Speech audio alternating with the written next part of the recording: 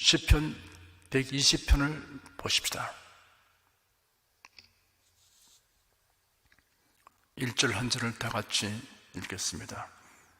내가 환난 중에 여호와께 부르짖었더니 내게 응답하셨도다. 여기에 언급된 환난이 어떤 종류의 환난인가에 대해서 몇 가지 설명이 있습니다.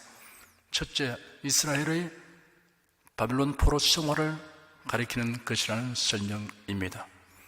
둘째, 바빌론에 포로된 데에서 해방되어 귀환한 사람들이 성전 재건이나 예루살렘 성의 중건 때 이방 족속에 의해 방해받은 것을 가리키는 것이라는 설명입니다. 셋째, 다윗이 사울 왕에게 쫓겨 약 10년에 걸친 유랑 생활을 할 당시 제사장 아히멜렉 집에 숨어 있을 때 도액이 그 사실을 사울에게 밀고 함으로써 아히멜렉을 비롯한 85명의 제사장들과 그의 가족들이 몰살당하는 전대미문의 참상이 벌어지자 찢어지는 듯한 아픔을 가지고 지은 시라는 설명입니다. 넷째, 그 모세 관련되었던 이 성경을 읽는 자들이 세상에서 겪게 되는 온갖 환난을 포괄하는 것으로 이해해야 한다는 설명입니다. 특히 본장의 내용을 살펴보면 중상모략하는 자들로 인하여 당하는 환난을 의미합니다. 내가 환난 중에 여호와께 부르짖었더니 내게 응답하셨도다 하였습니다. 시편 기자는 지난날 환난 중에 기도 응답받은 것을 회상하고 현재 당면한 환난에 대해 기도할 담력과 확신을 얻고 있습니다. 하나님의 사랑과 능력에 대한 체험들은 매우 귀중한 그리고 유익한 보화입니다. 이전에 나를 인도하신 주 장래도 저 험산 출령당할 때에 도우소서라는 이런 가사는 지난날에 어려울 때 하나님의 사랑과 권능의 승리로 도와주신 일을 경험한 그 바탕에서 앞으로 닥쳐올 여러 가지 어려움에 대해서 소망을 가지고 부른 그러한 찬송이라고 하겠습니다. 2절 한 절 읽겠습니다. 여호와여, 거짓된 입술과 괴사한 혀에서 내 생명을 건지소서. 괴사한 혀라는 말은 속임수와 이중성이 가득한 사람을 지칭하는 용어입니다. 거짓된 입술, 괴사한 혀는 사람을 치명적으로 해칠 수 있습니다. 성경에 등장하는 사람들 중에 두 사람을 예로 들어 보겠습니다.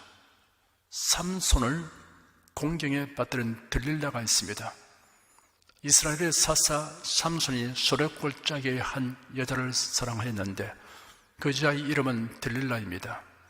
블레셋의 방백들이 그 여자에게로 와서 말하기를 삼손을 꿰어서 그 큰 힘이 어디서 생기며 어떻게 하면 그를 결박하여 괴롭힐 수 있는지 알아내어 알려주면 우리가 각각 은천백을 주겠다 하였습니다.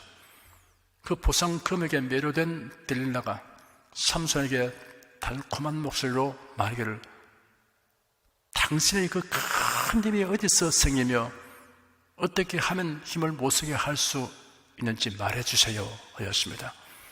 삼손이 선뜻 대답하기를 마르지 아니한 푸른 칡줄 7으로 나를 결박하면 내가 약하여져서 다른 사람과 같아질 것이요 하였습니다.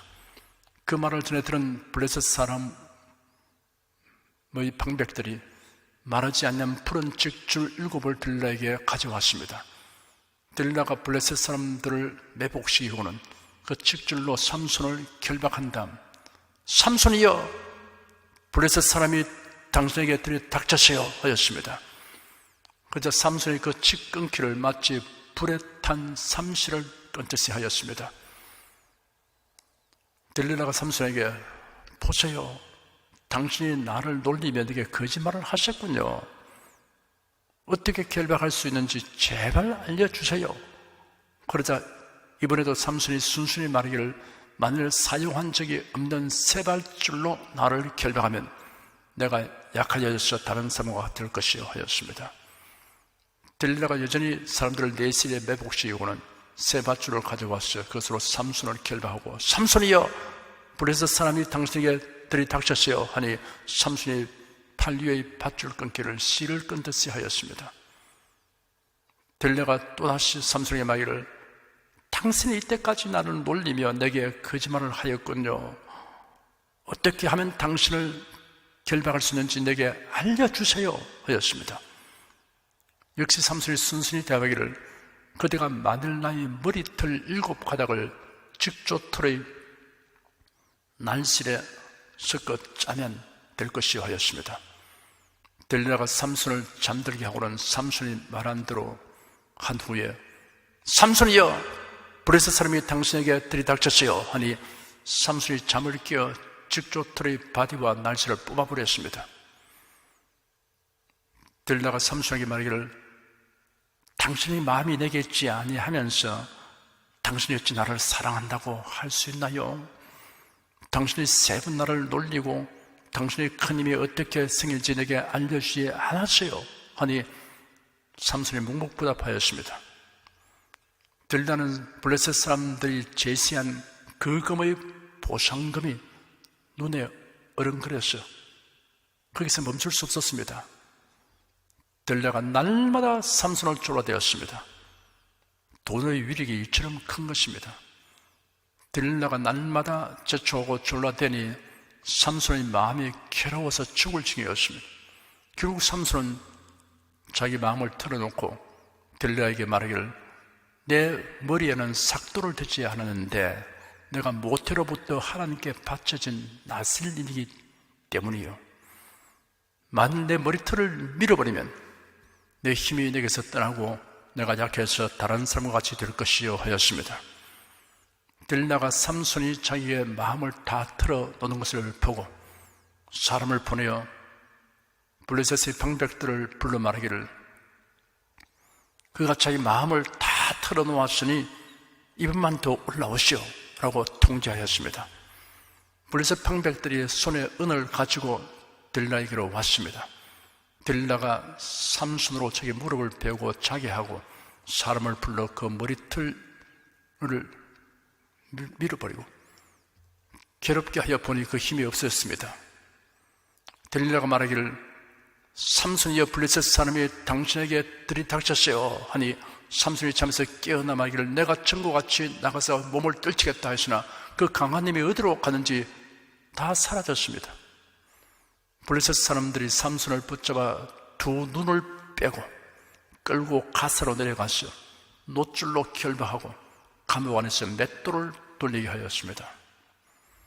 블레셋 방백들이 제시한 큰 돈에 매료된 들릴라는 거짓된 입술과 괴사한 혀로서 이스라엘의 사사 삼손을 무력하게 하여 적의 포로가 되게 하였습니다. 다른 예를 하나 더 들면 예수님을 팔아넘긴 가룟 유다가 있습니다.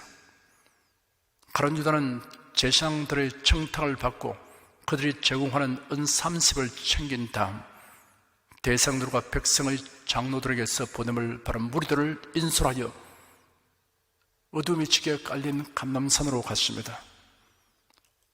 예수님이 제 아들을 데리고 기도하러 감람산으로 갔은 것을 가룟 유다가 알고 있었습니다.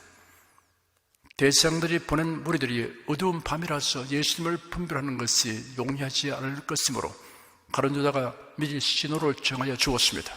내가 입을 맞추는 자가 바로 그 사람이니 그를 잡으시오 라고 한 것입니다.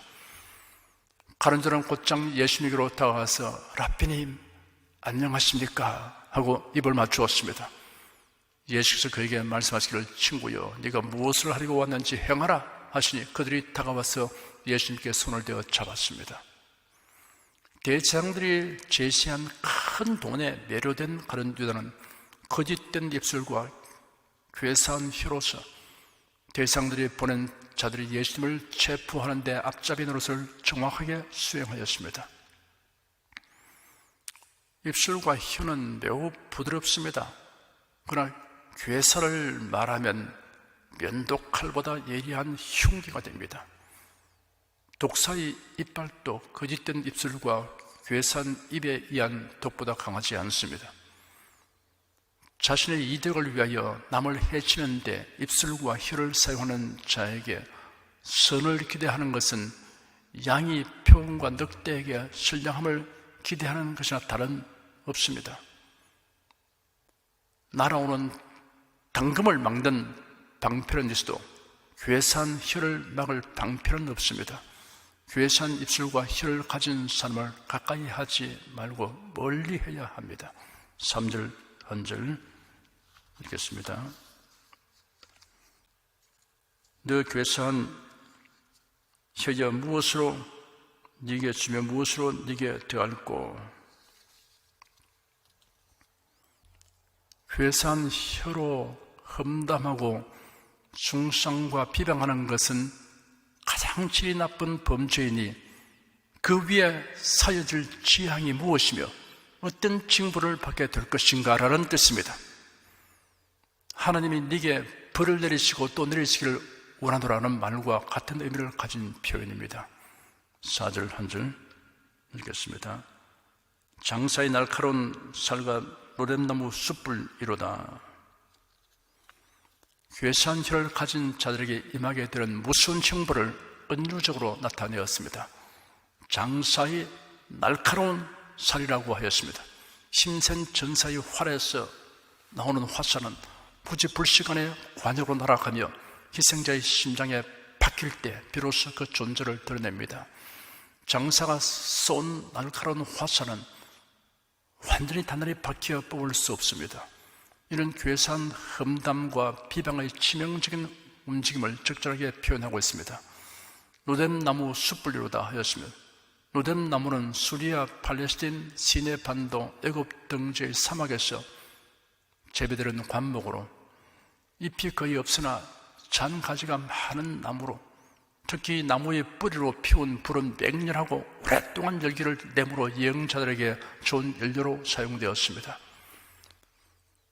성경 구절들을 개개인의 상황에 적용시켜 해석하려는 유대교의 성경 주석을 담은 책인 미드라시에는 이런 이야기가 있습니다. 광야에서 두 사람이 로뎀나무 아래 앉아서 음식을 지으려고 나뭇가지를 모았습니다. 1년 후에 그들이 같은 장소를 지나갔는데 자신들이 태운 나무가 재가 되어 있었습니다. 그들이 불을 피운 지 12달이 지났으니 괜찮겠지 하고 재를 밟고 지나갔는데 그만 재 속에 있는 숯불에 발을 대고 말았습니다. 숯불이 여전히 끄지 않았다는 이야기입니다. 결국 장사의 날카로운 살과 노랫나무 숯불은 전능하신 하나님께서 시편의 기자의 대적들에게 치명적이고 지속적인 고통을 주는 징벌을 내리실 것이란 말입니다. 5절 한 절 읽겠습니다. 메섹에 유하며 게달의 장막 중에 거하는 것이 내게 화로다. 메섹은 노아의 아들 야벳의 아들 메섹의 후예들로 흑해와 카스피해 사이에 거주했던 야만 족속을 가리킵니다. 그리고 게달은 이스마엘의 둘째 아들 게달의 후예들로 수리아와 아라비아 지역을 누비며 약탈을 일삼던 유목민들입니다. 이 두 종족들은 서로 멀리 떨어져 있었기 때문에 시편 기자가 이 두 종족들 속에 함께 있었다고 볼 수 없습니다. 단순히 거칠고 악의 저기에 가득 찬 대적들을 비유해서 이 말을 사용하는 것입니다. 야만족들과 같은 악한 버릇을 가지고 있는 대적들 중에 자신이 존재한다는 사실을 비유적으로 표현하는 것입니다. 성도들은 사악한 자들과 함께 있지 않도록 유의해야 합니다. 그러나 세상의 현실은 이를 실천하기가 쉽지 않습니다. 사도 바울이 지적한 대로 악인들과 도무지 사귀지 않으려면 결국 세상 밖으로 나가야 하는 것이 우리의 현실이기 때문입니다. 이게 지혜가 필요합니다. 악인들과 더불어 살 수밖에 없는 것이 비록 우리의 현실이긴 하지만 우리들 마음과 정신만은 함께하지 않도록 해야 합니다. 시편 1편에는 복 있는 사람은 악인의 꾀를 쫓지 아니하며 죄인의 길에 서지 아니하며 오만한 자의 자리에 앉지 아니하고 오직 여호와의 율법을 즐거워하여 그 율법을 주야로 묵상하는 자로다라고 하였습니다. 6절, 7절, 2절 읽겠습니다. 내가 화평을 미워하는 자와 함께 오래 가야되다. 나는 화평을 원할지라도 내가 말할 때 죄는 싸우려 하는도다. 이 같은 말씀은 우리 주 예수 그리스도의 생애 속에서 가장 뚜렷하게 나타나 있습니다. 예수는 평화를 주시기 위하여 오신 평화의 왕이십니다. 들에서 양떼를 지키는 목자들에게 천사가 나타나 구세주의 탄생 소식을 알리고 허다한 천군과 천사가 찬송하기를 지극히 높은 곳에서는 하나님께 영광이요 땅에서는 기뻐하심을 입은 사람들 중에 평화로다 하였습니다. 예수는 제 아들에게 평안을 내게 끼쳐니 곧 나의 평안을 내게 주노라. 내가 내게 주는 것은 세상에 주는 것 같지 아니하니라. 너희는 마음에 근심도 말고 두려워하도 말라고 말씀하셨습니다. 부활하신 예수께서 제 아들에게 나타나서 너희에게 평강이 있을지어다 라고 말씀하셨습니다. 예수는 성도들에게 영원한 평화를 누리게 하기 위해 재림하십니다. 7절에 나는 화평을 원할지라도 내가 말할 때 죄는 싸우려 하는도다 하였습니다. 평화를 원하는 것과 평화를 말하는 것은 동일한 것이 아닐 수 있습니다. 괴사한 입술과 혀를 가진 자들이 말하는 평화는 상대편을 삼키기 위한 작전입니다. 사람들이 하는 말을 곧이곧대로 받아들여서는 안 됩니다. 그가 어떤 개념을 가지고 어떤 의도로서 그 말을 하느냐를 알아내야 되는 것입니다. 이 세상은 악한 세상입니다. 아주 좋은 말만 골라섰습니다. 평화, 일치, 사랑, 용서, 민주 이런 말을 골랐었습니다. 그 사람의 본질이 무엇인가를 간파해야 됩니다. 그러면 그 사람이 평소에 어떤 행동을 해왔는가를 알아내야 됩니다. 악한 자는 계속 그 악을 가지고서 행사하기 위하여 자기 포장을 잘 하는 것입니다. 평화란 말을 해도 그 사람은 상대편을 속여서 자기가 원하는 바를 성취하기 위한 목적으로 그 말을 쓰고 있다고 한다면 평화란 말 그 자체가 아주 무서운 말이 되는 것입니다. 해악을 끼치는 말이 되는 것입니다.